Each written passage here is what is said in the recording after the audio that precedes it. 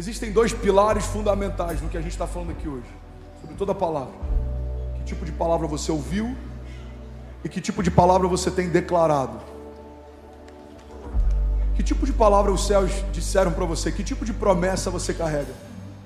Mas tão importante quanto isso é que tipo de palavra sai da sua boca, que tipo de palavra você tem comunicado. Irmão, guarda isso. Se a gente não consegue mudar as palavras que saem da nossa boca, como a gente acredita que a gente vai conseguir mudar a nossa história? O primeiro passo básico para uma jornada de fé saudável é a gente declarar não o que a gente está vendo, porque o que a gente está vendo é óbvio. A gente precisa começar a declarar o que a gente quer ver. Isso é fé. A fé não é dizer as coisas vão mal. A fé é dizer em nome de Jesus vai ficar tudo bem. A fé não é dizer eu não tenho nada. A fé é dizer eu creio que o Senhor vai enviar provisão ainda hoje. A fé não é dizer os gigantes são grandes. A fé é dizer o meu Deus é maior do que todos eles. A fé, irmão, é comunicar aquilo que você quer viver, não aquilo que você está vivendo. Quer um respaldo bíblico para isso? A vida de Jesus. Jesus falou com o vento, Jesus falou com o mar, Jesus falou com plantas, Jesus falou com mortos. Para o mar ele disse acalma-te, para o vento ele disse aquieta-te, para as plantas ele disse que nunca mais haja fruto de ti, para o morto ele disse Lázaro vem para fora. E sabe o que a história nos ensina? O mar ouviu Jesus, os ventos ouviram Jesus, as plantas ouviram Jesus. Alguém comigo aqui? Os mortos ouviram Jesus. Eu quero lembrar alguém aqui nessa noite, irmão, você precisa ouvir Jesus. Toda palavra que sai da boca de Deus gera uma nova realidade. Deus não perde tempo comunicando ideias. Deus abre a sua boca e algo sobrenatural acontece. Alguém aqui comigo nessa noite? Se o poder das palavras está diretamente ligado ao que eu ouço e ao que eu falo, a gente precisa aprender mais sobre um princípio que conecta ambos. Se chama oração.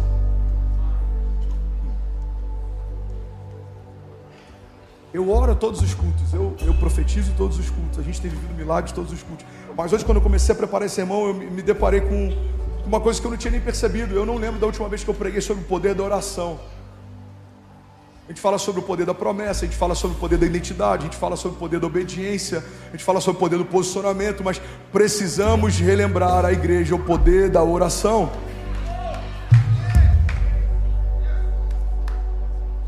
Uma vez um jovem perguntou a um sábio: mestre, o que é mais importante na oração? O que eu ouço ou o que eu falo? E o mestre respondeu com uma pergunta: o que é mais importante para um pássaro, a asa direita ou à esquerda?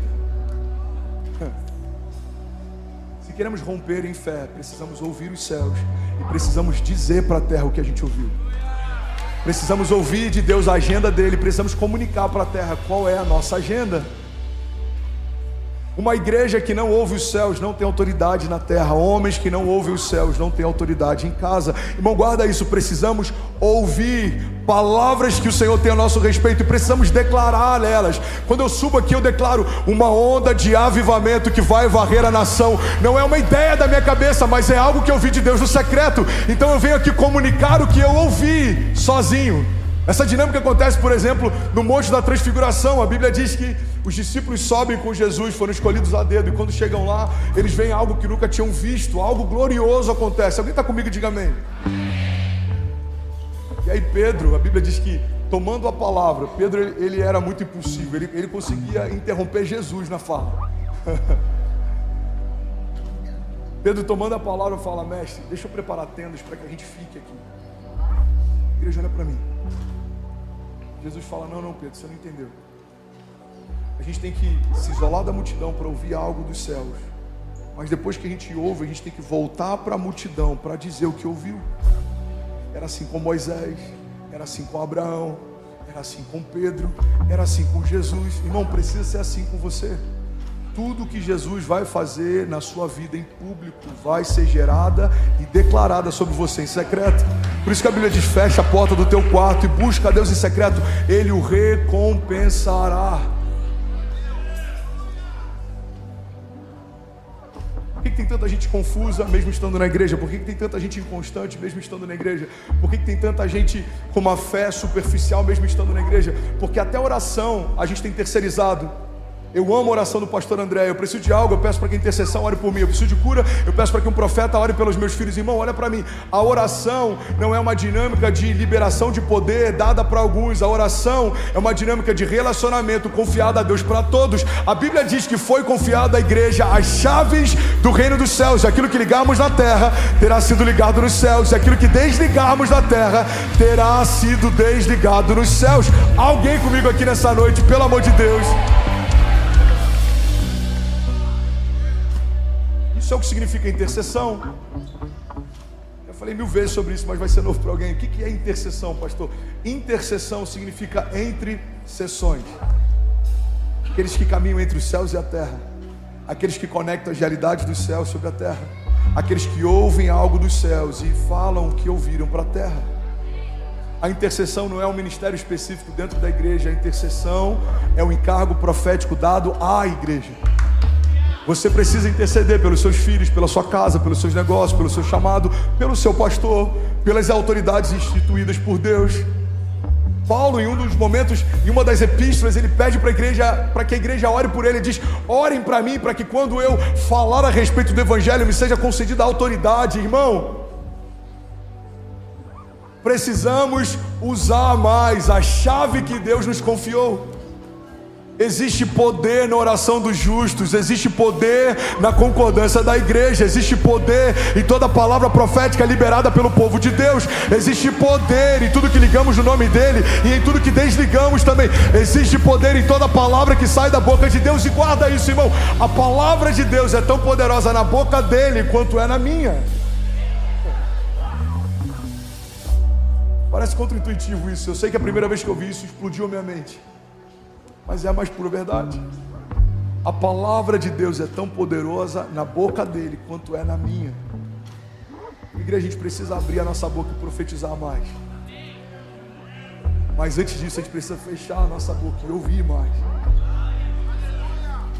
A gente não vai profetizar o que a gente acha, a gente vai profetizar o que a gente ouviu.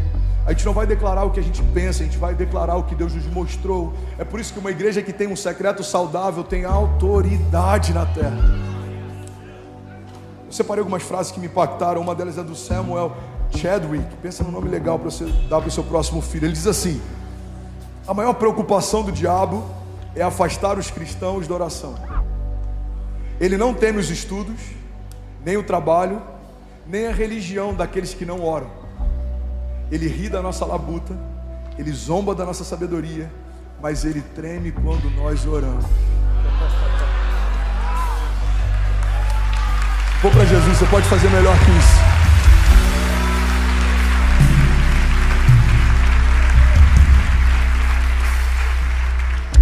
John Bunyan diz assim: eu posso fazer mais do que orar, depois de ter orado, mas eu não posso fazer mais do que orar, até que eu tenha orado.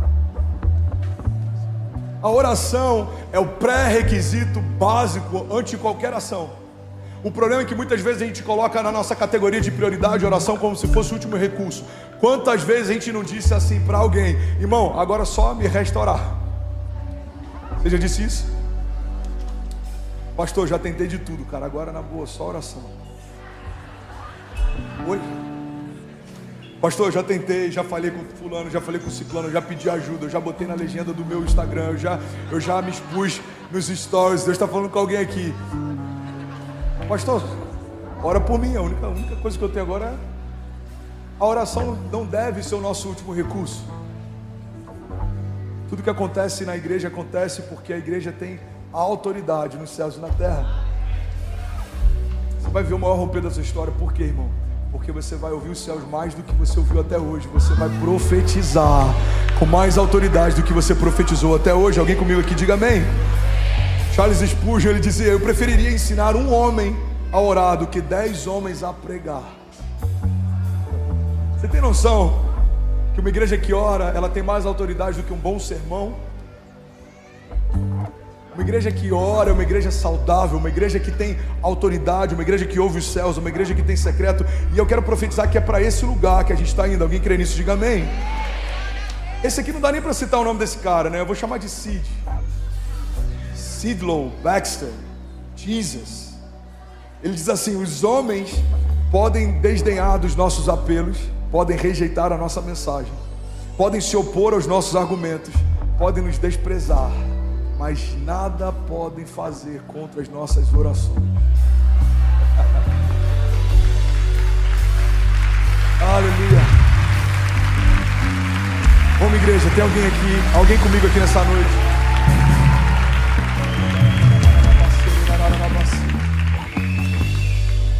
A gente precisa desligar o modo automático. Olha para mim, a gente precisa desligar o modo automático. Ontem a pastora Raquel falou algo, só de lembrar me emociona. Falei, Deus, eu quero ser lembrado assim quando não estiver mais aqui. Ela falou, uma coisa que eu amo no meu pastor é que não tem um culto que eu olhe para ele e ele não esteja cultuando. Às vezes eu estou resolvendo algum problema e eu tenho que entrar no WhatsApp, eu estou resolvendo coisas, mas eu olho para ele, ou ele está rendido, ou ele está quebrantado, ou ele está orando em línguas, ou ele está focado. Só antes de eu subir aqui, umas 3 pessoas eu tive que... Não, agora não. Não, agora não. Não, agora não. Por quê? Porque existe algo mais precioso acontecendo do que qualquer informação que queiram me dar. Aí tem pessoas que olham às vezes os frutos do que a gente vive e tentam entender qual foi a estratégia que a gente usou. Irmão, não é estratégia, é temor. É o entendimento de que se o Senhor não fizer, eu não tenho como fazer. Se o Senhor não me der, eu não tenho nada para entregar. Se o Senhor não falar, nada vai acontecer, irmão. É por isso que a gente está aqui declarando desde o primeiro louvor até o último louvor desse culto. Senhor, a gente quer a Tua presença até que nada mais importe. Fala para quem está do seu lado, a gente precisa desligar o modo automático, irmão.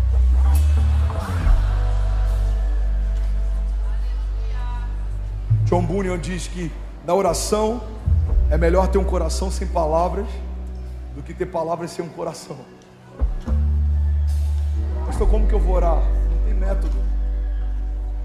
Só rasga teu coração. Você vai fechar os teus olhos e você vai ouvir o que Deus tem para te falar. Se você estiver angustiado, você vai derramar aos pés dele tudo que você quer falar. E ele vai começar a comunicar realidades ao teu espírito. A Bíblia fala, por exemplo, sobre a oração em línguas. Paulo diz que a oração em línguas é infrutífera para a nossa mente, mas ela é poderosa no espírito. O Espírito de Deus testifica ao nosso espírito a respeito das coisas de Deus. Tem orações que são como gemidos inexprimíveis. A gente não entende o que está falando, mas o nosso espírito sabe o que ele está comunicando. Bom, a gente precisa ser menos sensorial, a gente precisa ter mais autoridade através de tempo no secreto. Alguém está comigo? Diga amém. E aí, tudo bem? Você acabou agora de assistir um vídeo. Se você ainda não está inscrito, já se inscreve também no nosso canal, ativa esse sininho aqui embaixo de notificação e toda vez que eu fizer uma live ou estiver transmitindo uma mensagem ao vivo, você vai ser um dos primeiros a saber. Mas eu deixei mais 2 indicações aqui que eu espero que façam muito sentido para você. Então já aproveita e clica para assistir a próxima mensagem, beleza? Seja bem-vindo ao time de incendiários e eu espero de verdade que essas mensagens mudem a sua vida como elas têm mudado a minha também. Até a próxima. Valeu. O tema da mensagem de hoje é o poder da esperança. Fala para quem está do seu lado, esperança é algo poderoso. Esperança é algo poderoso. Ressuscita casamentos, sonhos, ministérios. Faz alguém com pensamentos de morte voltar a ter projetos de futuro. Esperança faz alguém desanimado voltar a viver. A esperança tem um nome. A esperança, na verdade, é uma pessoa. O nome dele é Jesus, o autor e consumador da nossa fé. Ele é a esperança viva. E a Bíblia diz que há mais de 2000 anos atrás, a religião tentou matar a esperança. Na verdade, a religião matou a esperança. Porque a religião dos homens odeia tudo aquilo que não tem controle. A Bíblia diz que quando Jesus ressuscita Lázaro, seu amigo, os religiosos se reúnem de imediato, desesperados. Eles falam: a gente precisa parar essa revolução. A gente não vai ter mais controle se a gente não fizer nada. E a Bíblia fala que um dia a esperança foi crucificada, ela sangrou no madeiro. Mas a Bíblia também fala que ao terceiro dia ela ressuscitou. Tem um ditado popular que Você já deve ter falado e ouvido várias vezes, a esperança é a última que morre. Na verdade, a esperança é a última que morre, mas há 2000 anos atrás ela morreu de fato. A Bíblia fala sobre 2 discípulos no caminho de Emaús, voltando sem esperança para casa. Jesus então caminha ao lado deles sem que eles percebam que é Jesus que está ali. E Jesus começa a perguntar para eles: por que vocês estão desanimados? Por que vocês estão voltando? Só para você entender, o caminho para Emaús, ele simbolizava um caminho de retrocesso, ou seja, eles estão saindo do lugar da promessa, eles estão voltando, eles estão retrocedendo, eles estão desanimados, talvez desesperançosos, porque normalmente o que a gente faz quando algo que a gente espera não acontece é voltar a fazer o que a gente fazia. A Bíblia fala que quando Jesus morre, Pedro volta a pescar. A Bíblia fala que quando Jesus morre, esses homens voltam para Emaús. Então, o que a gente precisa entender é que não morreu só um homem, morreu o Messias, morreu a esperança viva. Homens caminhavam por horas, enfrentavam o sol do deserto para poder ouvi-lo falar. E naquela época, como o Espírito ainda não havia sido derramado sobre toda a carne, isso acontece a partir de Atos 2. Se você queria ser curado, você precisava ir geograficamente até o lugar onde Jesus estava. Você está comigo? Aquela mulher que fala: se eu apenas tocar na orla das vestes dele, certamente eu serei curado. Ela precisou mudar a geografia para acessar o poder de Deus. Alguém vai dizer: pastor, mas a Bíblia fala que aquele centurião fala que apenas uma ordem de Jesus era suficiente para que o servo fosse curado. De fato, mas ele precisou ir até Jesus para que Jesus ordenasse até o seu servo. Então, quando morre Jesus, morre uma esperança palpável. Você podia ouvi-lo falar, você podia vê-lo. Então entende, o contexto da morte de Jesus é um contexto em que morreu a esperança de um povo. Mas ao terceiro dia essa esperança volta a viver. E é isso uma das coisas mais poderosas da Bíblia. A Bíblia diz: o nosso choro pode durar uma noite, mas certamente a alegria vem pela manhã.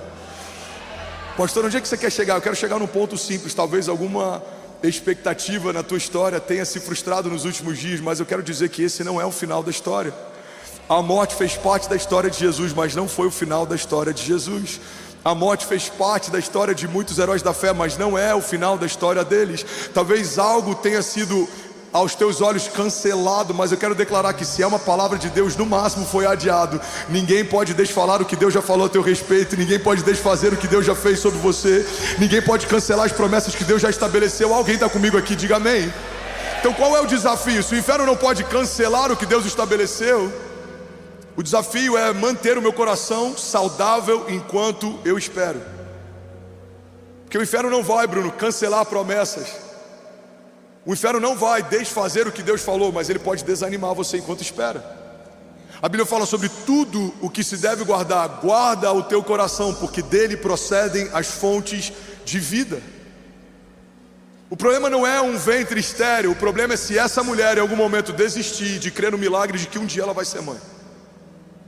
O problema não é uma empresa com um balanço financeiro desfavorável. O problema é se você desacreditar na promessa que Deus te fez, independente do cenário que você está. O problema não é se inimigos se levantam. O problema é se o teu coração se abate diante deles. Porque o inferno faz muito bem o que foi chamado para fazer.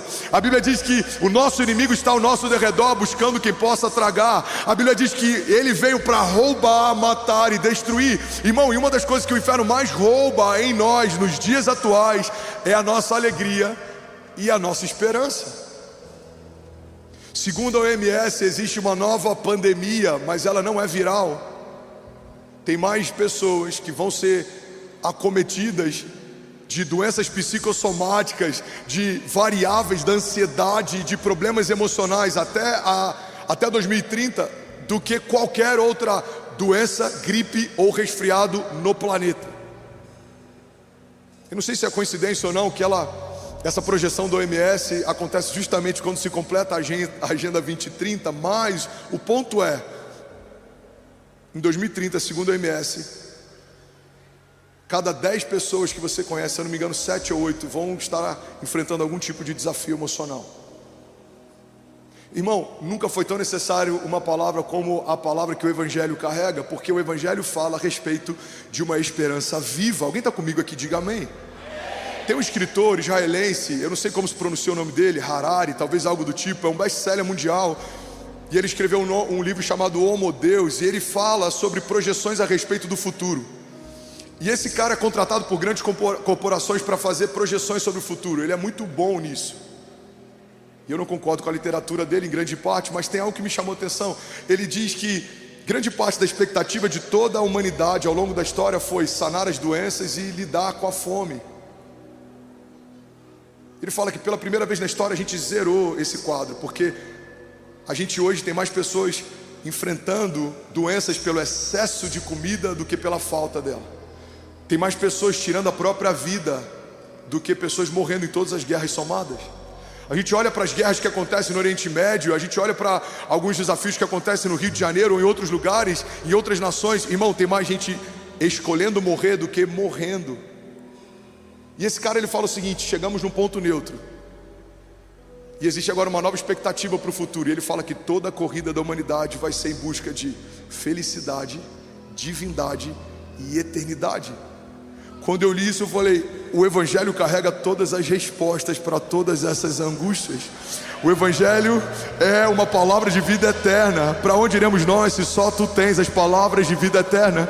O Evangelho é o que nos gera felicidade, porque felizes são, o Sermão do Monte é felizes são os pacificadores, felizes são, bem-aventurados são. A palavra de Deus diz: o homem que teme ao Senhor será feliz e próspero em tudo que ele fizer. Terá sua esposa sentada junto à mesa como uma videira frutífera, os seus filhos assentados ao redor da mesa como brotos de oliveira, e será como uma árvore plantada junto ao ribeiro das águas, que as suas raízes se estendem, tudo que ele faz prospera. Mesmo em tempos de seca, suas folhas permanecem verdes, e ele dá o fruto certo no tempo certo. Alguém está comigo? Diga amém.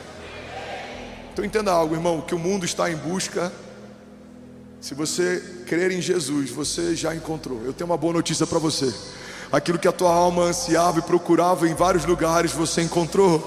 Aquilo que a gente procurou em pessoas, em bebidas, em vícios, em ambientes, eu quero declarar em nome de Jesus, você encontrou. Na verdade, Jesus encontrou você. Você estava como aquele homem ferido no meio do caminho, mas um bom samaritano te encontrou no meio do caminho. Ele pagou a nossa dívida, ele derramou sobre você um óleo novo. Alguém está comigo aqui nessa manhã, em nome de Jesus? Eu vim aqui declarar que a esperança que nós carregamos, ela não vai ser roubada. A esperança e em quem nós ancoramos a nossa expectativa não vai ser transicionada. Não deixaremos de esperar em Jesus para esperar em homens, em relacionamentos. Mulheres, olha para mim, tem muita mulher frustrada porque está esperando que o outro preencha em si algo que só Deus pode preencher. Não é um homem que vai preencher o teu vazio, é Jesus que vai fazer isso por você. Homens, olhem para mim, tem muito casamento que tinha tudo para ser extraordinário e não está durando muito, porque duas pessoas incompletas estão esperando que o outro complete a si. Na verdade, o casamento não é uma resposta para que ninguém complete o teu vazio. Casamento é uma decisão em que duas pessoas completas decidem transbordar. Um homem que sabe quem é e o que carrega, enquanto uma mulher que sabe quem é e o que carrega, e decidem transbordar. Alguém está comigo? Diga amém. A gente coloca expectativa em coisas, em lugares, em conquistas. Estava esses dias conversando com alguém, não lembro quem era, e ele disse: pastor, eu nunca vi, pode existir, mas eu nunca vi uma notícia de um morador de rua que tirou a própria vida. Mas a gente ouve o tempo inteiro notícias de milionários que tiraram a própria vida. Durante a pandemia, bilionários tiraram a própria vida porque se tornaram milionários. E ele falou: você já parou para perceber isso? E eu fiquei pensativo com aquilo, porque de fato, algumas das notícias que eu já ouvi e me abateram são a respeito de pessoas que do lado de fora a gente olhava e eles conquistaram tudo que a gente acha que preencheria o vazio de alguém. Mas, irmão, guarda isso aqui em nome de Jesus.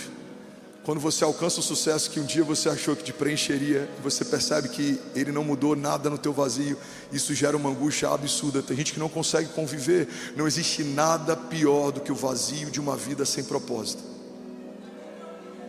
Você não foi chamado para viver uma vida qualquer. Você não foi chamado para ter conquistas qualquer. Pastor, você está falando que eu não tenho que conquistar? Não, você tem que conquistar todas as coisas que o Senhor preparou para você. Você tem que ser o melhor profissional, você tem que prosperar. Você pode todas as coisas naquele que te fortalece, mas a gente precisa entender que não é isso que vai preencher o nosso vazio. Isso é só o transbordo, porque a gente está cheio. Não é porque você vai conquistar que você vai se sentir bem, não. Você se sente bem, Jesus encheu você, você foi preenchido, você foi sarado, e porque você caminha em plenitude, todas essas coisas lhe serão acrescentadas. Você não vai fazer força, as portas vão se abrir, coisas vão acontecer, o Senhor vai te favorecer. Uma das coisas que a gente mais vê acontecendo a partir de o favor de Deus é homens improváveis sendo colocados em lugares altos. A Bíblia diz que aquele que é fiel no pouco, sobre o muito será colocado. Alguém está comigo aqui? Diga amém. Então existe uma esperança viva, e é ela que a gente precisa perseguir. Quem é essa esperança? Se chama Jesus, o autor e consumador da nossa fé, o leão da tribo de Judá, o Deus da nossa provisão, o Deus da nossa salvação. E é sobre isso que eu quero falar nessa manhã. Alguém está comigo? Diga amém. Sabe, existem duas coisas extremamente contagiosas: o medo e a esperança. Você precisa escolher qual delas você vai carregar. Tem gente que você não consegue ficar 10 minutos e você já sai de lá achando que tudo vai dar errado. Tem pessoas que, se você for tomar um café, você só vai ouvir dele notícias ruins. Mas tem pessoas, irmão, que às vezes estão piores do que a gente está em algum aspecto, mas 10 minutos de convívio com eles faz a gente voltar a ter esperança. Porque você não pode dar o que você não tem. Se você carrega esperança, as pessoas que caminham com você vão sair depois do encontro com você com mais expectativa para o futuro. Mas se você carrega medo, você vai viver preocupado com o futuro. Uma das coisas que precisa ser um termômetro na nossa história é a palavra futuro. Quando a palavra futuro é comentada, ela te assusta ou ela te inspira? Quando o termo futuro é comentado, ele te deixa preocupado ou ele te deixa excited, ele te deixa extasiado, ele te deixa com expectativa? Irmão, todas as vezes que alguém fala sobre futuro, algo dentro de mim desperta, porque é para esse lugar que nós fomos chamados. A fé fala a respeito de uma dinâmica de antecipação. Tratamos as coisas que não são como se já fossem. O que é a fé se não uma expressão de esperança? As pessoas olham uma porta fechada, a gente está celebrando porque crê que pelos olhos da fé ela já se abriu. As pessoas veem um problema, a gente está celebrando porque a gente crê que pelos olhos da fé já se tornou testemunho. As pessoas olham um gigante, a gente está celebrando porque a gente crê que pelos olhos da fé já foi derrotado. As pessoas olham tempestade, a gente está celebrando porque a gente crê que pelos olhos da fé as ondas vão se acalmar e os ventos vão se aquietar. As pessoas olham uma fornalha aquecida várias vezes mais, a gente está dançando com Jesus porque a gente sabe que em algum momento o quarto homem da fornalha vai vir em nosso socorro para dançar com a gente no fogo também. Talvez as pessoas estão olhando para você e eles estão dizendo: não vai dar, não vai acontecer, não vai se cumprir. Mas eu vim aqui nessa manhã declarar em nome de Jesus que aquilo que os seus olhos não viram, aquilo que os seus ouvidos não ouviram e aquilo que ainda não penetrou no teu coração, é isso que Deus tem preparado para aqueles que creem e caminham debaixo do seu propósito. Se os céus dizem que vai acontecer, nós cremos, no céu já aconteceu. Vamos, alguém comigo aqui nessa manhã? Aleluia. Você pode dar um brado de liberdade no seu lugar. Aleluia. Então você precisa escolher, irmão, olha para mim. Você precisa escolher o que você vai carregar. Tudo que um filho não precisa é de um pai medroso. Tudo que uma mulher não precisa é de um homem medroso. Tudo que a igreja não precisa é de um líder medroso. Tudo que a nação não precisa é de um governante medroso. Porque não é para esse lugar que a igreja foi chamada. A igreja não foi chamada para recuar e se esconder. A igreja foi chamada para avançar e conquistar. E a Bíblia diz que as portas do inferno não prevalecerão contra nós. De que lado você está? Quando os inimigos te cercam, quando a má notícia te encontra. Alguns estão reclamando porque o evento talvez termine 10 da noite. Eu já estou preocupado em como vai ser a logística quando a gente precisar alugar 2 estádios. Alguns estão preocupados como vai ser a economia ou como vai ser a política, dependendo de quem assumir a prefeitura. Eu já estou com expectativa para aquilo que Jesus prometeu para a cidade de São Paulo, para o Brasil e para as nações, porque a nossa esperança não está ancorada em algo que é passageiro, não. A nossa esperança está ancorada numa palavra que ela transcende governos, homens, políticas. Não, a nossa esperança está guardada em Deus. É da palavra que sai da boca dele que o nosso destino está sendo liberado. É aquilo que Deus fala que vai construir a nossa jornada de fé. Alguém está comigo aqui? Diga amém. A Bíblia diz que os ímpios fogem sem que haja ninguém a persegui-los, mas os justos são ousados como um leão. Tem alguém ousado como um leão aqui nessa manhã? Tem alguém pronto para viver os sonhos de Deus aqui nessa manhã? Você pode dizer amém no seu lugar. Sabe, muitas revoluções foram geradas a partir de esperança. Muitas revoluções nesse último século foram geradas através de esperança. Em 1963, milhares de pessoas se reuniram numa marcha pelos direitos civis e uma frase ecoava e liderava essa revolução: I have a dream.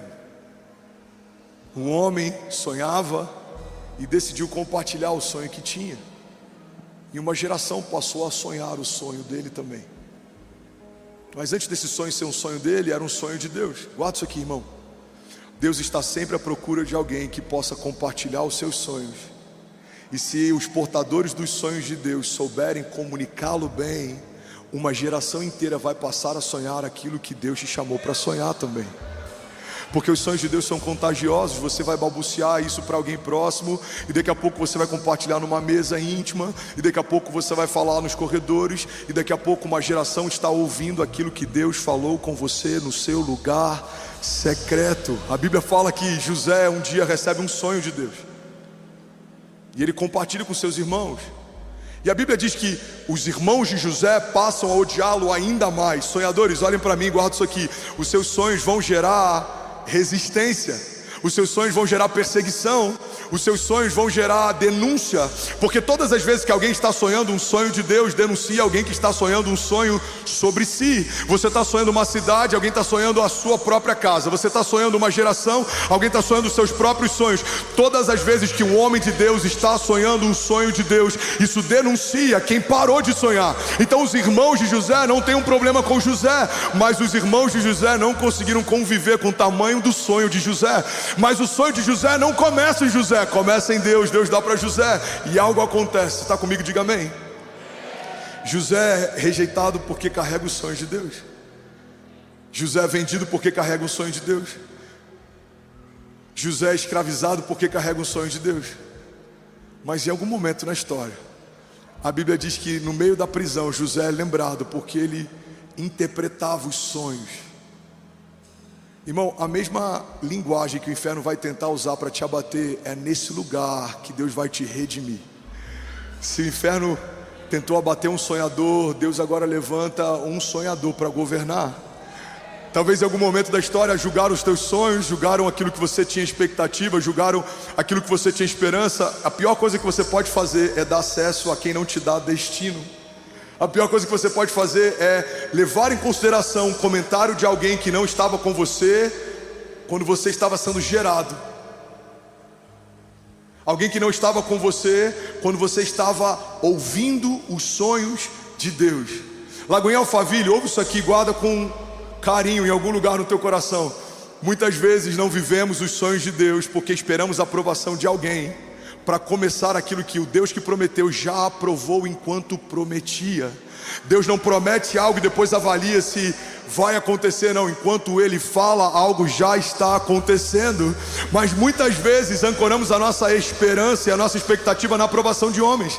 Se a aprovação te move, irmão, a rejeição te para. Se é a aprovação de alguém que vai te manter feliz, se é o aplauso de alguém que vai te manter feliz, pode ter certeza que quando as palmas não estiverem lá, você vai pensar em desistir. mas não é sobre aprovação. O momento ápice do ministério de Jesus acontece no momento de maior rejeição do seu ministério. A Bíblia diz que quando ele estava sendo crucificado, não havia uma multidão torcendo por ele ou celebrando o seu ministério, não. Aqueles que diziam ser os seus discípulos fugiram. Pedro, que estava ao seu lado, falou que não o conhecia. Havia choro, havia risada, havia humilhação. Tiraram sorte para ver quem ficava com as suas vestes. Um dos homens crucificados ao seu lado estava desdenhando dele até o último fôlego. Então entenda algo, irmão: enquanto está numa cruz se manifestando a redenção e o Filho de Deus está cumprindo uma promessa, a multidão está se dispersando e ninguém estava lá para ver. Por quê? Porque não é sobre popularidade, não é sobre quantos te aplaudem, não é sobre quantos concordam, é sobre quem te viu quando ninguém via. É sobre quem prometeu algo para você quando você não tinha valor. É fácil alguém querer entregar uma palavra profética para o Neymar, é fácil alguém querer entregar uma palavra profética, sei lá, para o Lewis Hamilton, é fácil. Agora, nem todo mundo tem o mesmo intuito de se aproximar e de ter você perto enquanto você é só uma promessa de Deus. É fácil se associar com quem está vivendo o cumprimento de uma promessa, mas é muito difícil acreditarmos em algumas pessoas enquanto são só promessas. Irmão, eu vou ser muito ousado em dizer que em alguns momentos, alguns dos sonhos de Deus para você vão ser tão fora do comum que vai ser difícil até para os seus pais acreditarem que de fato vai acontecer. Porque aquilo que Deus falou para você, Ele confiou a você. Não espere que ninguém concorde com o que você ouviu de Deus. Eles não estavam lá enquanto você ouvia. Não é obrigação de ninguém concordar com os sonhos que você carrega. Eles não estavam lá enquanto Deus te fazia sonhar. Pastor, minha família não apoia. Tá tudo bem. O irmão de Jesus chegou a questionar se de fato ele era o Messias. Ele escolheu 12 a dedo, um dos 12 o vendeu por algumas moedas de prata que nem conseguiu utilizar, se arrependeu, quis devolver, e os homens que pagaram pela traição não quiseram dinheiro de volta porque era maldito. Tá tudo bem se alguém te perseguiu, te traiu, tá tudo bem se nem todo mundo concorda, celebra, tá tudo bem. Você faz parte do rol dos heróis da fé. José foi vendido pelos próprios irmãos. Abraão teve que sair do meio da parentela para poder viver o seu destino profético. Daniel foi traído pelos homens que faziam parte da mesma corte e habitavam no mesmo palácio.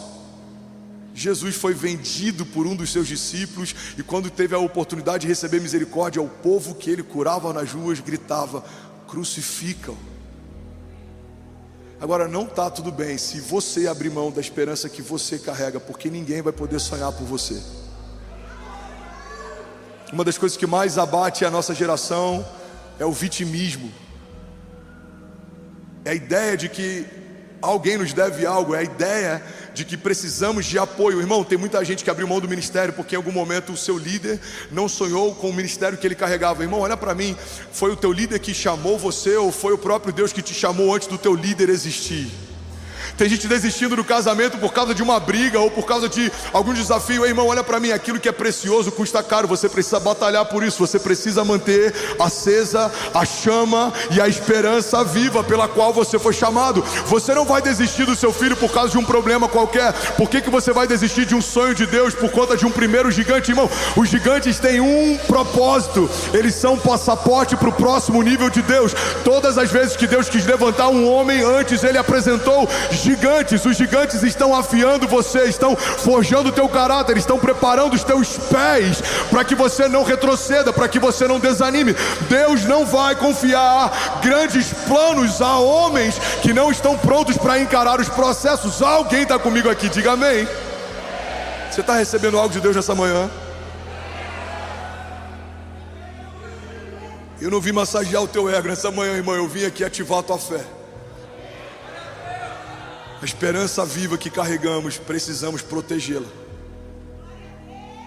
A Bíblia fala, olha que poderoso isso, irmão, que se você tem um frasco de perfume caro e uma mosca cai nesse perfume, todo o perfume se perde. Alguém já leu essa passagem?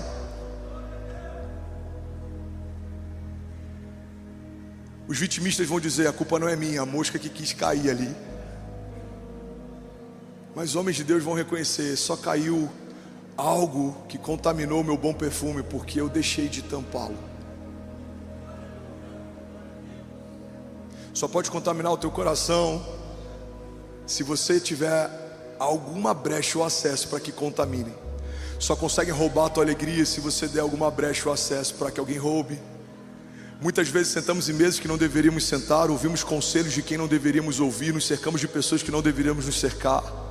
A Bíblia fala que feliz é aquele que não anda segundo os conselhos dos ímpios.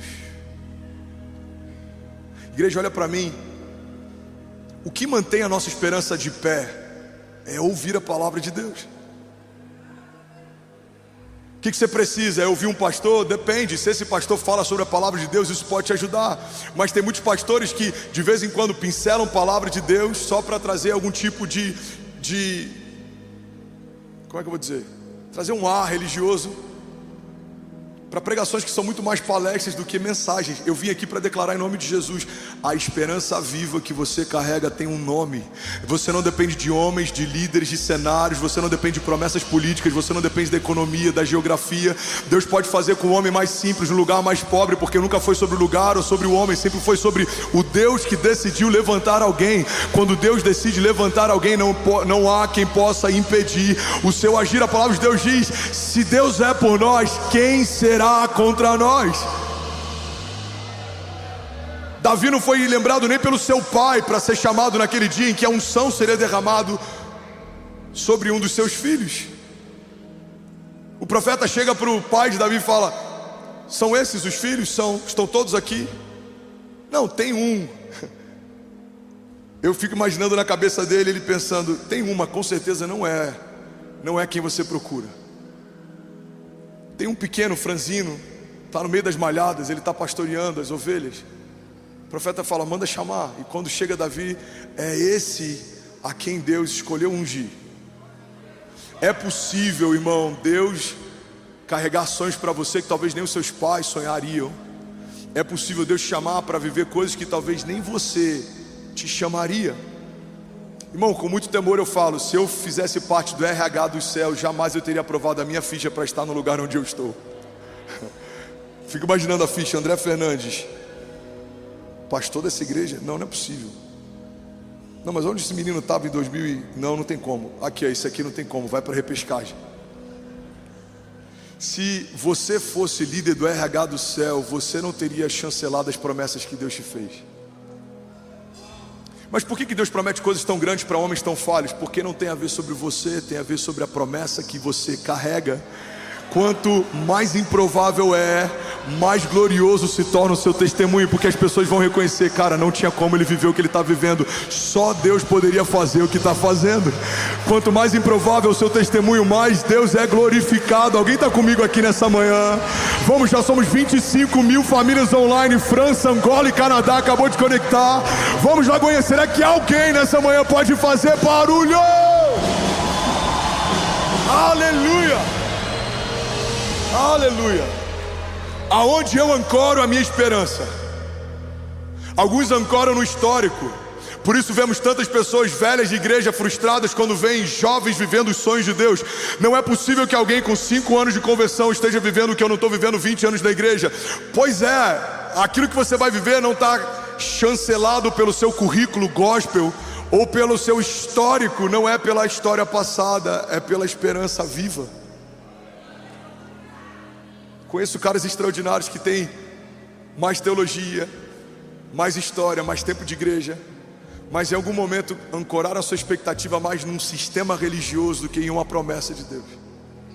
Ainda estão esperando que alguém no sistema os veja, ainda estão esperando que alguém no sistema os levante. Irmão, você não depende de nenhum sistema, muito menos do religioso. Você só depende de uma palavra. Jesus escolhe homens que o sistema não escolheria. Jesus era uma falha no sistema. Jesus era uma falha no sistema. O Filho de Deus não veio para a terra como os judeus esperavam que ele viesse. É por isso que gerou tanta frustração. Filho de Deus vem como um homem comum, escolhe homens comuns, tem uma jornada comum, nasce num lugar comum, mas o que ele viveu em Deus foi algo inusual, sobrenatural, incomum, surreal. E é isso que Deus tem para você. Talvez a tua história seja uma história comum, a tua casa seja uma casa comum, a tua origem seja uma origem comum, o lugar onde você nasceu seja um lugar comum, mas Deus não te chamou para viver uma história comum. Deus é especialista em pegar coisas normais, naturais e transformá-las em uma jornada sobrenatural, para que a glória dele se manifeste através do seu testemunho, para que todos olhem e vejam que Deus ainda faz milagres, Deus ainda muda histórias. Alguém está comigo aqui em nome de Jesus? Diga amém. 1989, uma nova revolução foi gerada através de esperança. Eu tenho 7 minutos para acabar essa mensagem. Alguém consegue ouvir mais 7 minutos? Diga amém. Ainda bem que eu vim, Jesus. O dia que você estava, em 1989? Eu tinha 1 ano de idade, e o muro que dividia a Alemanha estava sendo derrubado, porque uma esperança gerou uma revolução, e uma revolução afetou uma geração, e o mundo inteiro, conectado pela TV, assistia junto à queda de um muro que gerava a divisão de um povo. 1991, fim do apartheid. Uma nação se tornou palco de uma revolução que o mundo inteiro assistiu. Um homem que foi preso por muito tempo se torna o líder de uma revolução social, cultural, civil, que muda a história das nações. Agora, eu poderia ficar horas aqui falando de revoluções que foram geradas a partir de uma esperança, mas nenhuma delas se compara à revolução que o Evangelho gera.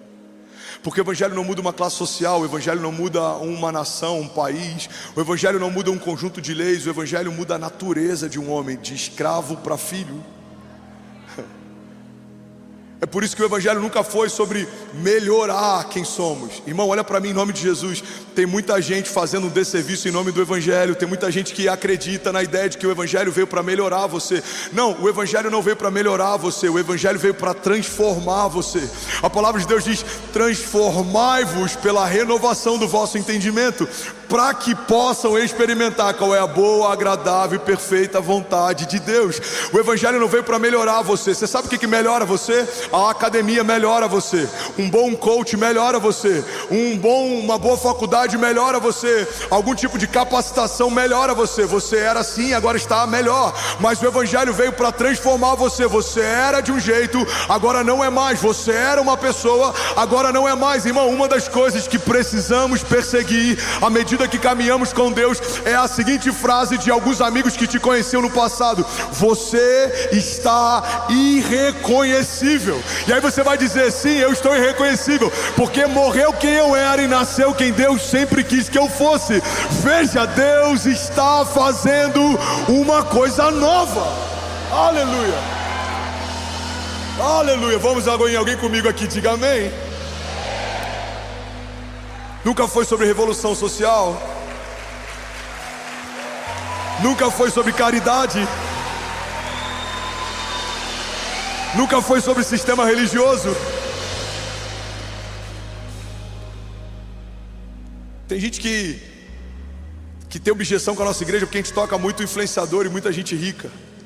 Minha pergunta é: em que momento o Evangelho é só para quem é anônimo? Em que momento o Evangelho é só para quem é pobre? O Evangelho não é uma resposta para quem não tem recurso. O Evangelho é uma esperança para toda a criatura. Uma igreja em Alphaville é tão importante como uma igreja na África, como é tão importante como uma igreja em São Paulo, ou no Rio, ou em Moçambique, ou em qualquer outro lugar, porque não somos um braço de caridade de um sistema religioso. Somos uma agência no céu, na terra. Nós somos aqueles que libertam cativos, curam enfermos e carregamos uma esperança viva. Alguém está comigo aqui? Diga: eu creio que a igreja de Jesus carrega uma esperança viva. E a nossa história, diga, o nosso testemunho vai inspirar quem nos cerca. Diga: pelas ruas da cidade, uma nova canção vai ser cantada, e as pessoas dirão que o Senhor é bom e a sua misericórdia dura para sempre. Sabe, existe um estudo que diz que 3% da população mundial constrói cultura. 97% da população global consome cultura. Estamos vivendo um fenômeno aqui na nossa igreja. A gente está afetando quem constrói cultura, quem consome cultura. E agora a gente precisa dar um destino para cada uma dessas pessoas. Precisamos trazer o entendimento de que a esperança que Jesus te chamou para carregar não é uma expectativa de que o Evangelho vai tornar a tua vida melhor. Não é sobre isso, é muito além disso. Paulo disse: a nossa esperança é só para esses dias. De todos os homens somos os mais miseráveis dentre eles. A igreja não é um banco do céu para você tomar um empréstimo quando está mal. A igreja não é uma farmácia para você pegar um remédio na prateleira quando está doente. Não, essas coisas nos serão acrescentadas. A igreja fala sobre um lugar de encontro. A igreja fala sobre um Deus que te amou de tal maneira que aceitou a ideia de abrir mão do seu único filho por um tempo, mas não aceitou a ideia de abrir mão de você para sempre. A igreja está ancorada em João 3,16. Deus amou o mundo de tal maneira que entregou o seu único filho, para que todo aquele que nele crê não pereça, mas seja salvo. O Evangelho é a esperança de Deus para toda a criação. Quem está comigo, diga amém. Romanos 12:12, não se amoldem ao padrão desse mundo, mas transformem-se pela renovação da sua mente, para que sejam capazes de experimentar e comprovar a boa, agradável e perfeita vontade de Deus. Hebreus 10:23, apeguemo-nos com firmeza à esperança que professamos, pois aquele que prometeu é fiel para cumprir. Romanos 12:12 diz: alegrem-se na esperança, sejam pacientes na tribulação e perseverem na oração. Salmos 39:7 diz: mas agora, Senhor, em quem hei de esperar? E logo em seguida o salmista diz: a minha esperança está em ti. Alguém pode dizer glória a Deus por isso? A banda pode subir para parecer que a gente está terminando. Sobe aqui, lindão. Ainda bem que eu vim, Jesus. Eu preciso compartilhar algo aqui. Eu estou assustado com como a igreja está lotada, como tem gente de pé num dia chuvoso em que a gente começa o terceiro culto diante de Jesus. Metade de mim está aqui conectado com a mensagem, a outra metade está com vontade de chorar pela fidelidade de Deus em todas as suas promessas. O Senhor é bom e a sua misericórdia dura para sempre. Ele é fiel em todas as suas promessas. Ele não rejeita um coração quebrantado. Se cremos que aquilo que Ele prometeu é verdade, certamente viveremos cada uma das suas promessas. Alguém crê nisso aqui? Diga amém. Agora entende algo, irmão. A esperança te torna um portador de algo que vai além de você. Se você escolher carregar a esperança, você vai ter agora um novo comissionamento. Você vai precisar derramar a esperança. Porque no Evangelho, guarda isso aqui, o milagre nunca é fim, o milagre sempre é meio. A mulher que foi curada ao tocar nas vestes de Jesus, o testemunho dela ecoa até hoje. 2000 anos se passaram, a gente ainda está falando daquele dia. Pedro anda sobre as águas, ele sai do barco, por um momento até afunda, mas mesmo voltando molhado, ninguém pode falar que viveu com Jesus aquilo que só Pedro viveu. Até hoje a gente está falando daquele dia. Você pode lembrar do paralítico que foi içado de um telhado, você pode lembrar dos leprosos que foram curados, você pode lembrar de qualquer milagre que aconteceu na história. Guarda isso aqui, irmão, nenhum deles terminou neles, mas passou por eles. A pior coisa que a gente pode fazer é reter aquilo que Deus está fazendo. O seu testemunho tem um propósito, ele precisa ir além de você. Então quando você carrega esperança, você se torna uma carta viva. É sobre isso que eu ia pregar hoje de manhã. Eu tinha um sermão inteiro sobre o poder do testemunho, mas Deus me levou a falar sobre o poder da esperança. E eu creio que alguém aqui está precisando disso para romper. Você está comigo? Faz sentido? Mas a esperança, ela afeta o nosso testemunho. Quando você carrega a esperança, você se torna uma carta viva. 2 Coríntios 3:2 diz assim: vocês mesmos são a nossa carta, escrita no nosso coração, conhecida e lida por todos. Vocês demonstram que são uma carta de Cristo, resultado do nosso ministério, e escrita não com tinta, mas com o Espírito do Deus vivo, não em tábuas de pedra, mas nas tábuas de corações humanos. Tal é a confiança que temos diante de Deus. Vamos ler até o versículo 6.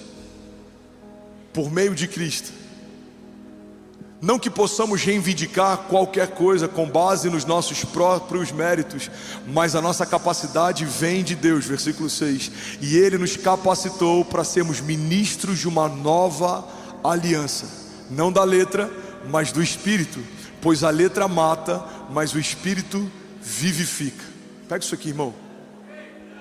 Paulo está dizendo, vocês receberam o Espírito, e agora a carta que vocês se tornaram está sendo escrita não com tinta, mas pelo próprio Espírito de Deus, e ela vai ser conhecida e lida por todos. Vocês receberam o ministério pelo qual aqueles que não criam vão passar a crer, aqueles que não sabiam vão passar a saber, aqueles que não acreditavam vão passar a acreditar. Por quê? Porque você se tornou uma carta passeando pelas ruas da cidade. Eu não sei você, mas eu nunca recebi uma carta, sei lá, da Enel. Eu acho que a Enel não era uma boa carta para a gente receber aqui em São Paulo ultimamente, mas eu nunca recebi uma carta da Enel e ela falou para mim, Fernandes, você tem até o dia tal para pagar e a sua conta está no valor de tanto. Alguém recebeu uma carta que fala? Alguém já recebeu uma carta de amor e quando você abriu ela falou para você tudo que estava escrito? Alguém já viveu isso, sim ou não? Por um princípio básico, cartas não falam. Cartas precisam ser lidas. Se eu não me engano é John Stott que diz: o motivo pelo qual o nosso evangelismo fracassa muitas vezes é porque não parecemos com Cristo que professamos. Os seus filhos não vão amar a igreja porque você pede para que eles amem. Os seus filhos só vão amar a igreja se eles perceberem que você ama. Se você ainda acha que o Kids é um depósito de criança, um lugar onde você deixa o seu filho só para não ter dor de cabeça, você não entendeu nada. O Kids é um lugar onde os seus filhos ouvem sobre Jesus, mas o Jesus que eles vão conhecer é o Jesus que está na sua casa. Não dá para esperar que os nossos filhos amem a igreja quando o nosso assunto no domingo, na volta do culto, é falar mal da igreja. Não dá para esperar que os nossos filhos sejam submissos à autoridade se o que eles nos vêm fazendo é falando mal das nossas autoridades. Não dá para esperar que os nossos filhos sejam voluntários, servos, se eles nunca nos viram servindo. Você está comigo? O poder do testemunho excede aquilo que a gente fala. Não lembro de quem é essa citação, mas ele diz: os seus atos estão falando tão alto que eu não consigo ouvir a sua voz.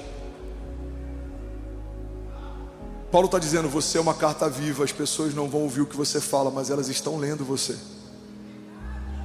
As pessoas estão lendo você. Isso não tem que se tornar um peso para a igreja, isso tem que se tornar um deleite. Por quê? Porque a sua história vai apresentar Jesus para alguém que ainda não conhece. A sua jornada de descoberta com Deus vai inspirar pessoas que ainda estão descobrindo. Irmão, guarda isso aqui. Você não tem que encarar o testemunho como um peso, você tem que encarar isso como um deleite. A tua história vai ser tão poderosa em Deus que pessoas vão olhar para você e vão conhecer Jesus conhecendo a tua história. A Bíblia fala que aquela mulher que sangrava há anos, ela falava para si: se eu apenas tocar na orla das vestes de Jesus, certamente eu serei sarada. E a Bíblia diz que ela se aproxima no meio da multidão e ela encosta nas vestes de Jesus e ela recebe cura. Mas a Bíblia não fala que ela tocou Jesus, a Bíblia fala que ela tocou algo que tocava Jesus. E esse é o poder do testemunho. Talvez alguém na tua família ainda não tenha um encontro com Jesus, mas ele pode encontrar Jesus encontrando você. Talvez alguém, os seus filhos, alguém na tua casa, talvez o teu marido, a tua esposa, pessoas da tua empresa ainda não tiveram um toque em Jesus, mas eles podem tocar Jesus quando tocarem você. E é isso que eu quero profetizar sobre você em nome de Jesus. Eu quero te convidar a ficar de pé, fechar os seus olhos, curvar a sua cabeça, e eu quero declarar, e algumas liberações que eu quero fazer nessa manhã vão ativar o teu ministério, o teu chamado, a tua casa. E daqui a alguns anos você vai dizer: pastor, naquela manhã, naquele domingo chuvoso, Deus me fez voltar a sonhar os sonhos de Deus. A minha família foi tocada e eu passei a viver de milagre em milagre, de glória em glória, de romper em romper. E aí, tudo bom? Você acabou de assistir uma mensagem aqui do nosso canal. Eu tenho certeza que ela te edificou e que ela vai gerar algo novo em você. E a gente separou mais 2 vídeos. Eu quero deixar essas indicações aqui para você continuar queimando com Jesus. E eu quero muito te fazer um pedido também. Se essa mensagem te edificou, comenta aqui embaixo, segue o canal, me ajuda a compartilhar para que mais pessoas sejam tocadas também. Deus te abençoe. Eu quero pregar hoje sobre cansaço. E quem me vê pregando com tanto ânimo desde o primeiro minuto do culto não imagina que eu acabei de enfrentar talvez a semana de maior cansaço desses últimos meses. E é por isso que eu quero pregar sobre isso. O cansaço, muitas vezes, para mim, era associado a uma consequência de um período difícil ou ruim.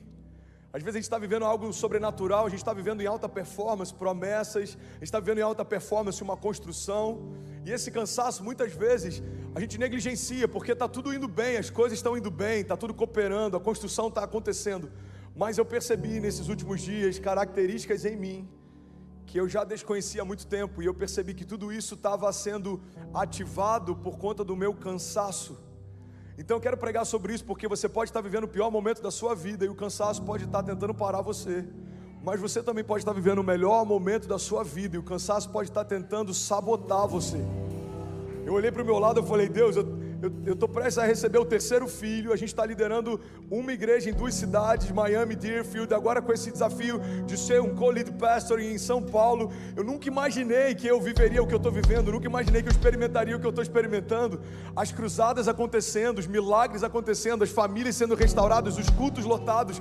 A gente se mudou para uma casa nova tem 2 dias, uma casa incrível, a gente está tão feliz, mas ainda assim eu percebi que algumas características não estavam em dia com a forma como o meu coração estava sem sentido. Eu estava com o meu coração alegre, mas o cansaço estava me deixando um pouco irritadiço, o cansaço estava me deixando um pouco abatido. O cansaço, ele não vai roubar a tua alegria necessariamente em todas as estações, mas ele pode te impedir de celebrar aquilo que está acontecendo. O cansaço é um sabotador, porque a verdade é que quando o inferno não te para, muitas vezes ele te confunde. Se ele não consegue parar você, se ele não consegue comprar você, a próxima etapa da tentativa do inferno é sabotar você, é confundir você. Nem sempre o inferno está preocupado em tirar você da igreja. Estar na igreja não é uma garantia de estar vivendo o projeto de Deus. Então, se você está numa igreja, mas não está vivendo um projeto de Deus, os propósitos de Deus, o inferno sabe que é mais seguro você permanecer numa igreja confuso do que fora dela, porque fora dela, um dia você pode despertar e perceber que você se perdeu. Dentro dela, você pode ficar 20 anos sem perceber que você só está esquentando o banco de uma igreja, mas ainda não nasceu de novo. O inferno tem confundido pessoas que acreditam que porque estão no meio de uma multidão, vivendo parte de um avivamento coletivo, estão experimentando algo individual. Mas irmão, olha para mim, todo avivamento coletivo é fruto da soma de vários avivamentos individuais. Então Deus aviva o pastor e a palavra que sai do púlpito é pura. Deus aviva os intercessores e a oração carrega poder e autoridade. Deus aviva você que é voluntário, visitante, você que está aqui e a sua casa avivada, mais a minha casa avivada, mais a casa do teu irmão avivada. Isso gera um real avivamento. Alguém pode dizer glória a Deus por isso? Então não se confunda, o barulho da multidão não é uma garantia da sua casa estar vivendo os planos de Deus. Pastor, eu tenho que sair da multidão. Não, irmão, continua nela, mas entenda que o calor ao teu redor não significa que você está queimando. A euforia de alguns não significa que você está pleno, alegre, feliz. Talvez seja só barulho. Nem todo barulho é avivamento, mas normalmente avivamento gera barulho. Vou te dar um respaldo bíblico para isso. A Bíblia diz que quando o profeta profetizou sobre o vale de ossos secos, era possível ouvir o barulho dos ossos se unindo aos ossos, tendões juntas, medulas, carne, pele. Avivamento faz barulho, irmão, mas nem todo barulho é um avivamento. Você está comigo? Diga amém. Então eu quero falar um pouco sobre características do cansaço. Isso pode estar sabotando você. Tem características em você que só afloram quando você está cansado. Eu vou dar um exemplo de quando isso acontece. Quando a gente jejua, por exemplo. Tem gente que fala: pastor, é estranho, eu comecei a jejuar e eu estou ficando irritado. Não, você não está ficando irritado, você é irritado. O jejum só deixou você perceber. O cansaço faz a gente perceber características que a gente tem naturais, mas o domínio próprio já calou elas há muito tempo. O cansaço quer fazer com que elas voltem a ter voz. Irmão, olha para mim, o fruto do Espírito, mansidão, bondade, benignidade, domínio próprio, isso pode se esvair em meio ao teu cansaço. Não é porque você se perdeu em Jesus, não é porque você se desviou, mas talvez é só porque você está cansado. Fala para quem está do seu lado: irmão, se você está cansado, descansa. O tema da mensagem de hoje é: você precisa descansar. Fala comigo, diga: eu preciso descansar. Descanso está ligado à reposição de energia física. Descanso está ligado à restauração da minha mente, dos meus pensamentos, da minha saúde emocional. Descanso também está ligado a uma confiança. Só consegue descansar na certeza de que Deus vai fazer quem confia que Deus é capaz de fazer. Então existe um descanso físico, existe um descanso emocional e existe um descanso também em Deus. Descansar em Deus não significa estar apático esperando que algo caia do céu. Significa fazer tudo o que eu posso fazer e descansar na certeza de que a parte dele Ele já fez. Confia no Senhor, entrega os teus caminhos nele. Entrega os teus caminhos a Ele e o mais Ele fará. Então, primeira característica do cansaço, que é muito comum: o cansaço vai tentar roubar a tua alegria. Existem vários ladrões de alegria. Conselhos que parecem com conselhos de sabedoria, mas te desviam dos planos de Deus. Palavras, pensamentos, opiniões que pessoas liberaram contra você e talvez você aceitou e se abateu. Irmão, olha para mim, tem casais que a vida sexual não funciona mais de forma plena porque um dia a mulher ouviu algo do marido que criou uma marca para sempre, ou um dia o marido ouviu algo da mulher que criou uma marca para sempre. Tem filhos que não têm uma boa relação com os pais por conta de uma palavra que ouviu do seu pai e aquilo ali ecoa até hoje em você.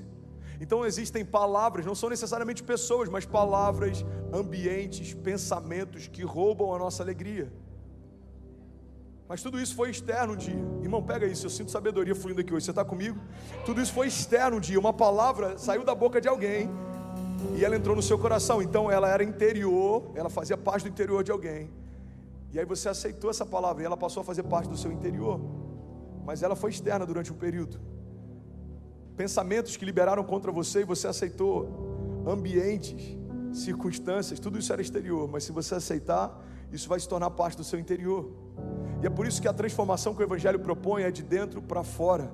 Jesus não quer mudar a nossa estética, Jesus quer transformar a nossa essência. A mudança de natureza é um novo pensamento, é uma nova mentalidade, é uma nova natureza.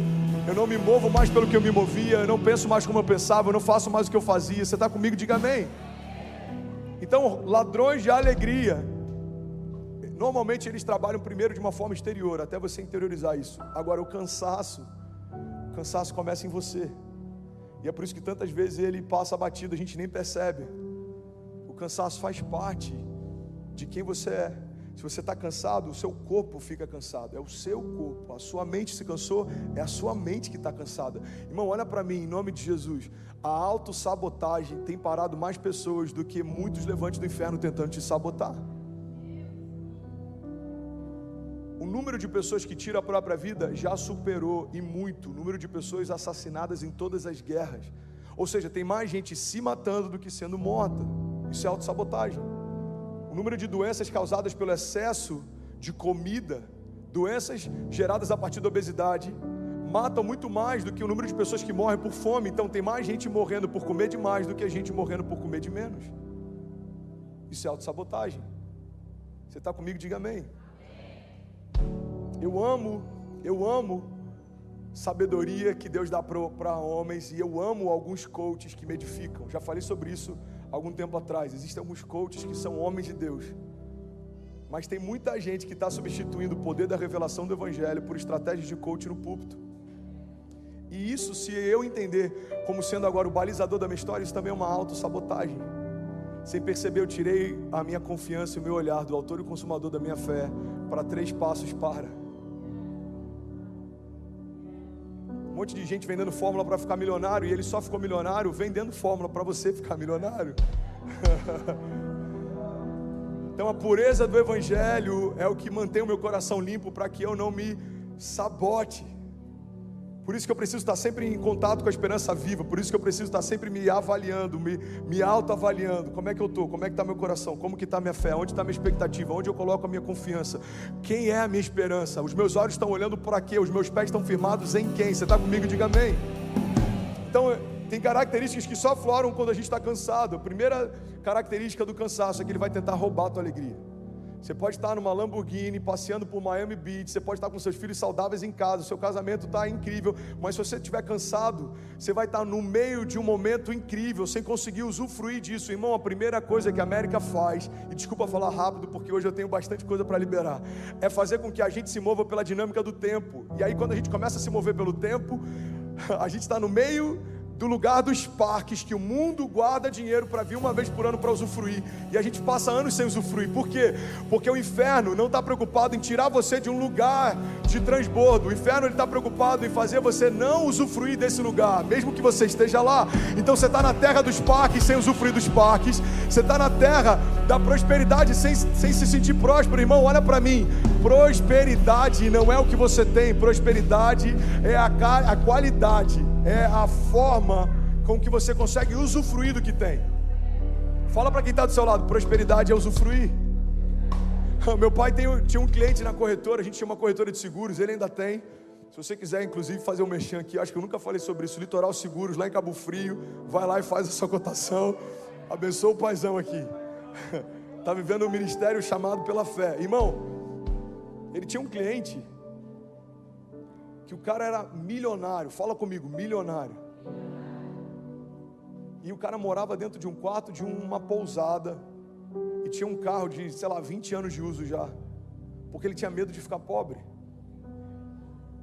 Então, eu nem sei se ele está vivo ainda, eu não vou dar muitos detalhes para quem conhece, talvez não dá os pontinhos e saber quem é, mas vamos imaginar que ele tenha partido, ou que ele vá partir nos próximos anos, ou 20 anos, 30 anos, ele já tinha uma certa idade. Ele vai deixar para alguém algo que enquanto ele estava em vida, ele nunca usufruiu. Então, ele pode, irmão, olha o risco que é isso, ele pode morrer rico sem nunca ter sido próspero. Ele dormia por décadas numa cama que não era sua, alugando um quarto que não era seu, porque aquilo que era seu ele não podia usufruir. Irmão, olha para mim, cansaço faz você perder a alegria naquilo que você poderia ter acesso. Esse é o princípio da mordomia. Eu como a comida do rei, eu moro na casa do rei, eu visto as roupas do rei, mas eu não sou o rei. Então eu tenho acesso ao que tem de melhor. Se eu pedir, Deus me dará por herança as nações da terra, os confins da terra como a minha propriedade. Mas se eu não souber descansar em Deus e usufruir daquilo que Deus está me dando, eu posso ser rico e ainda assim não ser próspero. Faz sentido para você? Você está comigo? Diga amém.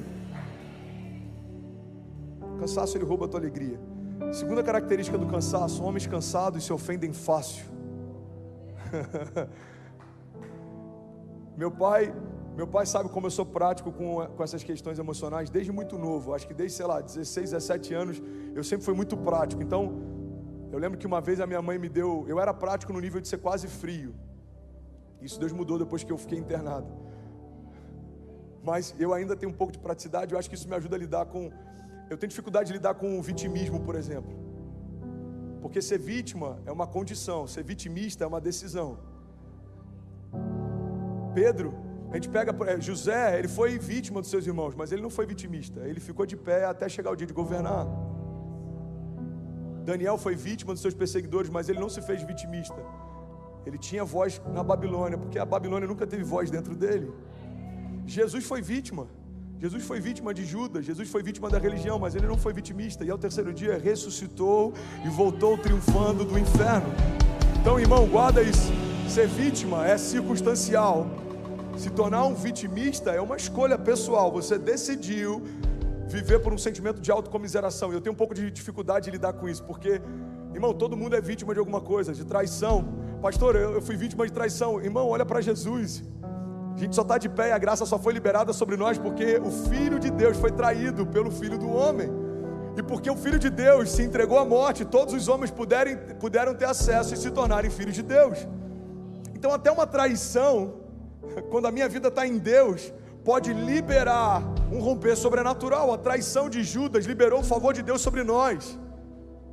Você está comigo? Diga amém. Então a gente tem que ter esse entendimento, irmão. O cansaço quer roubar minha alegria. O cansaço quer gerar em mim, se em perceber, uma mentalidade de vitimismo. Parece que tudo é difícil só para mim. Parece que as coisas são complicadas só para mim. Não, irmão, você só está cansado. É difícil para todo mundo. Você só está cansado. Dia mal todo mundo tem. Dia mal todo mundo enfrenta. O dia daquela notícia ruim todo mundo enfrenta. E eu lembro que o meu pai, a gente foi sócio por um período, e eu lembro que uma vez um cliente, ele entrou na justiça contra a gente porque ele queria entrar na justiça contra a seguradora e ele acreditou que colocando a corretora junto do processo poderia fazer com que a gente pressionasse para resolver o caso. E aí eu fui lá no dia do julgamento, eu tinha sei lá quantos anos, de 18 anos, 19 anos, eu fui emancipado desde os 15, e meu pai preocupado, eu falei: pai, a gente vai lá, vai falar a verdade e vai resolver, vamos ser prático, a gente tem que ser prático. Muitas vezes a gente desanima, a gente permite que algumas circunstâncias roubem de nós a convicção, mas a gente tem que ter esse entendimento, irmão, que se Deus é por nós, quem será contra nós? Isso é uma verdade bíblica, não é um jargão evangélico. Agindo Deus em nosso favor, quem impedirá o seu agir? Durante a pandemia, famílias saíram de igrejas porque não foram visitadas ou não receberam ligações do seu pastor. Eu já falei sobre isso e eu vou relembrar isso aqui. Eu lembro que um dia eu preguei para a igreja, e se tem uma coisa que mantém a minha mensagem com isenção, é que eu não tenho medo de perder quem não é ovelha. A Bíblia diz que a ovelha ouve a voz do seu pastor e segue. Então tem gente que não quer seguir porque não reconhece a voz como sendo uma voz pastoral. Você está comigo? Diga amém. E eu lembro que eu falei: gente, desculpa, mas durante a pandemia tiveram várias famílias que mudaram de igreja porque não receberam uma ligação do pastor. Eu acho isso uma covardia, porque provavelmente essa família não ligou para o pastor também. Durante a pandemia, talvez 2 famílias tenham perguntado se eu precisava de alguma coisa. Nenhuma família da igreja me ligou. E sabe qual é o meu nível de dodói por isso? 0, porque está tudo bem, cada um estava enfrentando seus desafios. E eu lembro que eu falei sobre isso, eu falei: gente, em períodos difíceis a gente precisa de menos gente se doendo e mais gente se doando. Menos mimimi, mais posicionamento. Mas por que muitas vezes a gente está assim, se ofende fácil? Porque a gente está cansado. Homens cansados se ofendem com facilidade.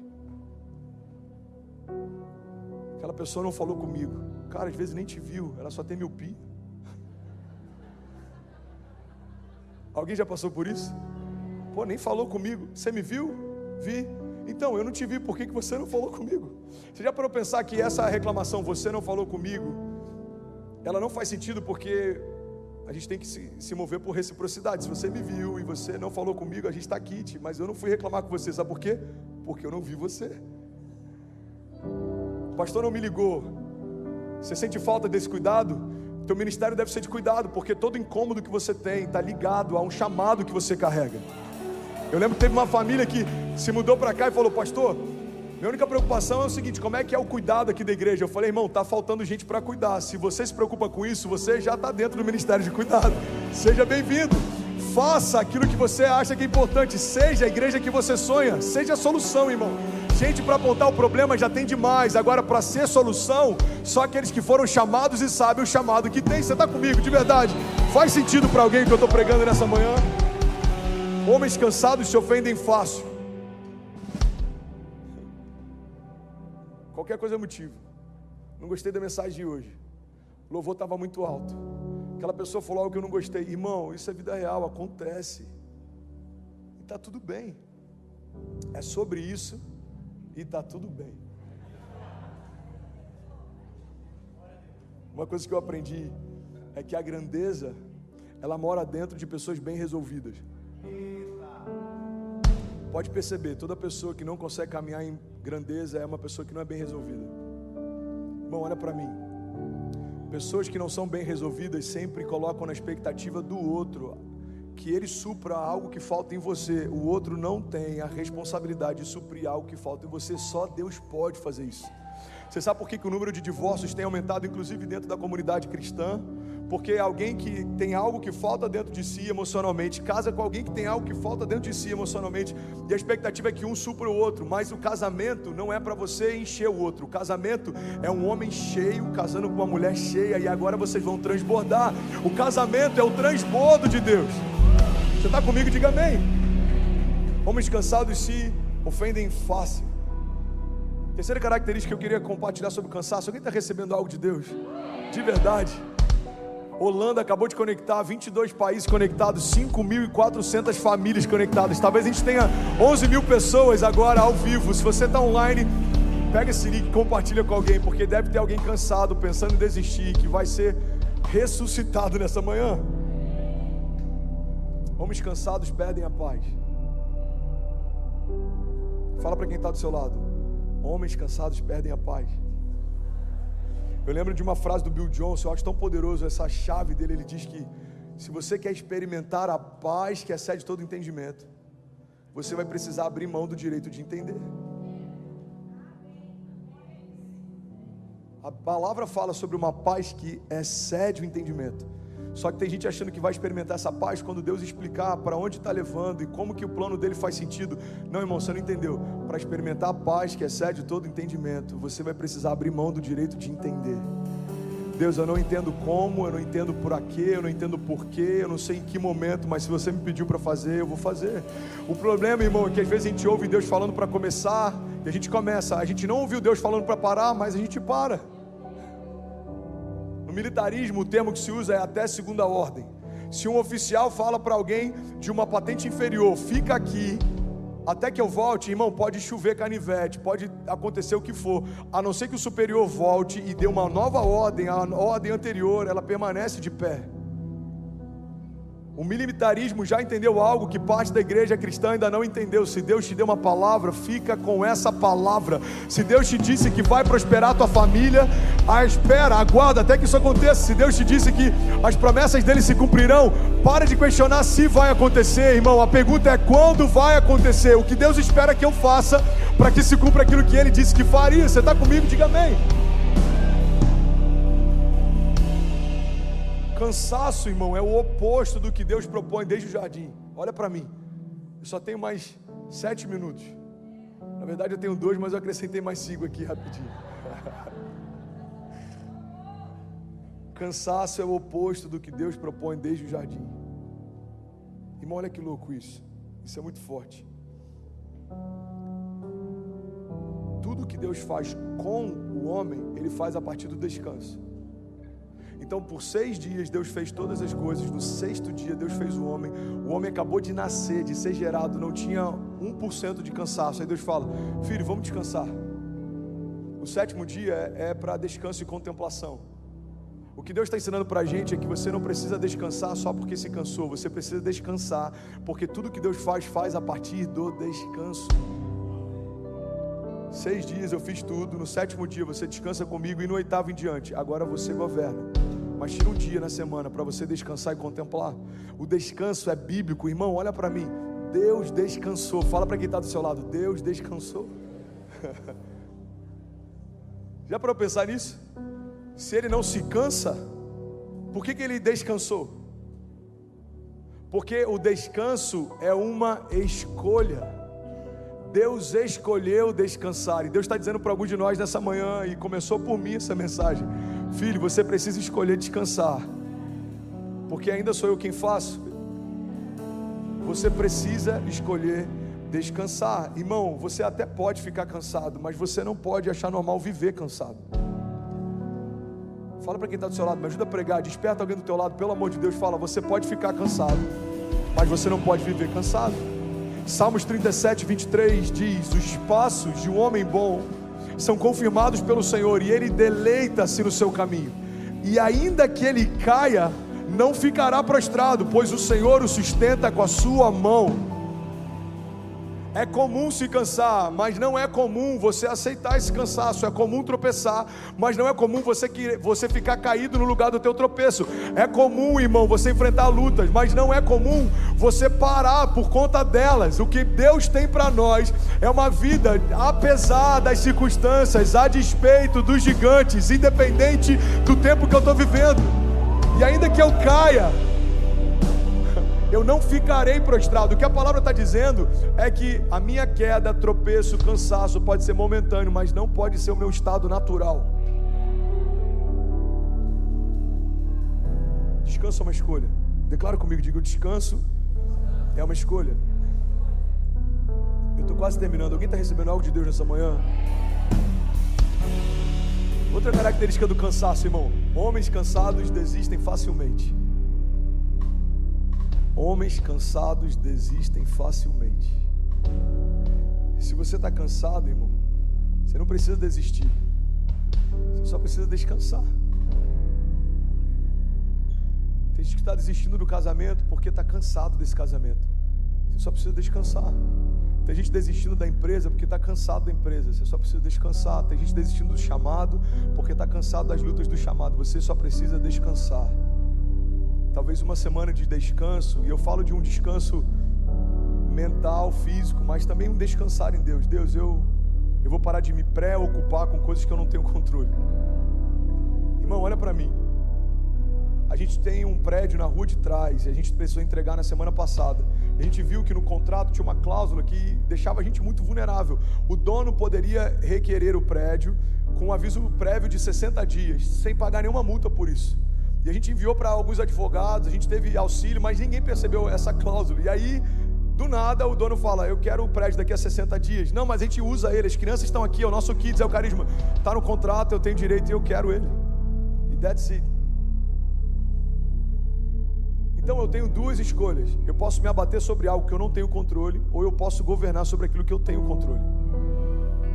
Eu posso ficar me lamentando pelos próximos meses do prédio que a gente não tem mais, ou eu posso começar a declarar o espaço que a gente vai ter. Você escolhe se você vai parar, olhar para o passado, daquilo que você ainda não viveu, daquilo que você tinha e não tem mais, daquilo que você usufrui e não usufrui mais, ou você vai começar a declarar e se mover para aquilo que você quer viver, aquilo que você quer usufruir, daquilo que você vai acessar. Irmão, a fé não é para nós declararmos aquilo que nós vemos, isso é natural, isso é uma visão natural. A fé é a gente declarar aquilo que a gente quer ver, isso é uma visão sobrenatural, é tratar as coisas que não são como se já fossem. Você está comigo? Diga amém. 2 Coríntios 12:9 diz, a minha graça é suficiente para você, pois o meu poder se aperfeiçoa na sua fraqueza. Portanto, eu me gloriarei ainda mais alegremente nas minhas fraquezas, para que o poder de Cristo repouse em mim. Por isso, por amor de Cristo, eu me regozijo nas fraquezas, nos insultos, nas necessidades, nas perseguições, nas angústias, pois quando eu sou fraco, é que eu sou forte. Fala para quem está do seu lado, se você está cansado, irmão, não desiste, só descansa. A banda pode subir, sobe aqui, vamos fingir que vai terminar. Se você está cansado, você não precisa desistir. Irmão, eu vim aqui em nome de Jesus liberar uma palavra de esperança. Se existe alguma área da sua vida que ainda não rompeu, você pode estar a alguns passos de romper. A mulher do fluxo de sangue esperou por anos. Se ela tivesse desistido naquela semana, o que ela não saberia é que na semana seguinte o autor da vida estava passando próximo dela. Irmão, tem muita gente que desistiu dias antes de experimentar um romper sobrenatural. No mundo dos negócios a gente vê várias histórias assim. Teve um cara que comprou pizza com algumas criptomoedas. Você conhece essa história? Você sabia que tem o dia da pizza? Eu não lembro se era o Papa John's, um cara foi pagar uma pizza, ele falou, vou pagar com Bitcoin. E custava, sei lá, centavos de dólar. Vamos imaginar que deu 20 Bitcoins. Ele falou, meu de pepperoni, por favor, 20 Bitcoins, está aqui. E aí no final do ano passado, a gente rompeu o ano, o Bitcoin estava valendo, eu não lembro se $50 mil, $60 mil. Esse cara pode ter pago alguns milhões de dólares de uma pizza de pepperoni. Por quê? Porque ele não esperou acontecer. Pastor, você está incentivando cripto? Não, eu não sou do tipo de pastor que vai vender cripto para você. Existem alguns que fazem. O seu pastor não é desses, ok? Você tem, pastor? Eu tenho a minha carteira. Não vendo carteira, não tenho agência e não comercializo isso para ninguém.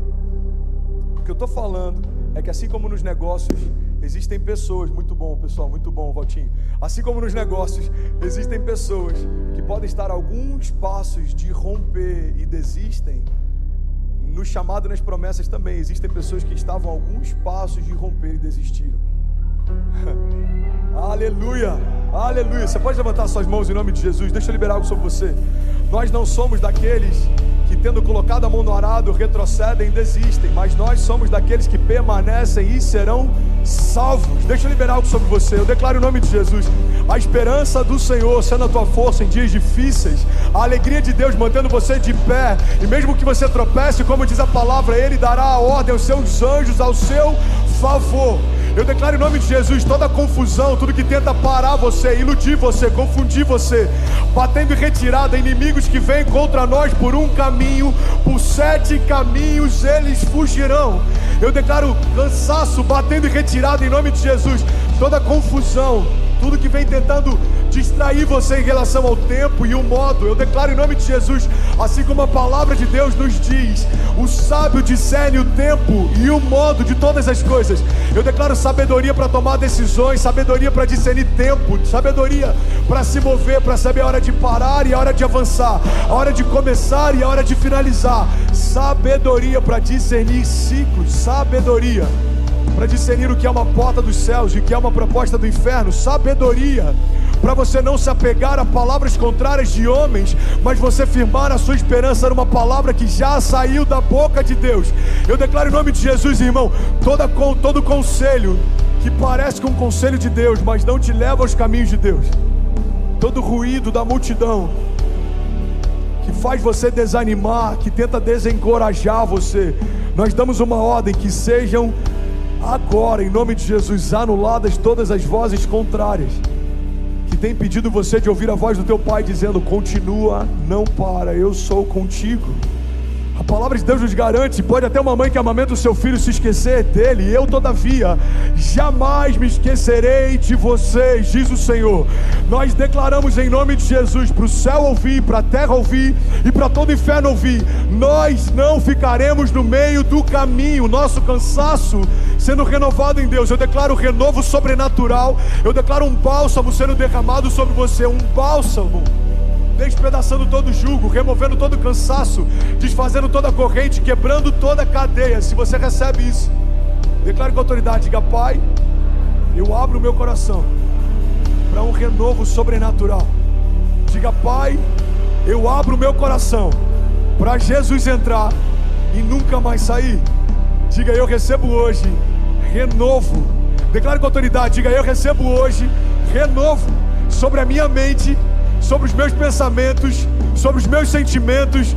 Diga: eu e toda a minha casa sendo renovada a partir de agora, em nome de Jesus. Você pode celebrar Jesus no seu lugar. Tudo bem, você acabou agora de assistir um vídeo. Se você ainda não está inscrito, já se inscreve também no nosso canal, ativa esse sininho aqui embaixo de notificação e toda vez que eu fizer uma live ou estiver transmitindo uma mensagem ao vivo, você vai ser um dos primeiros a saber.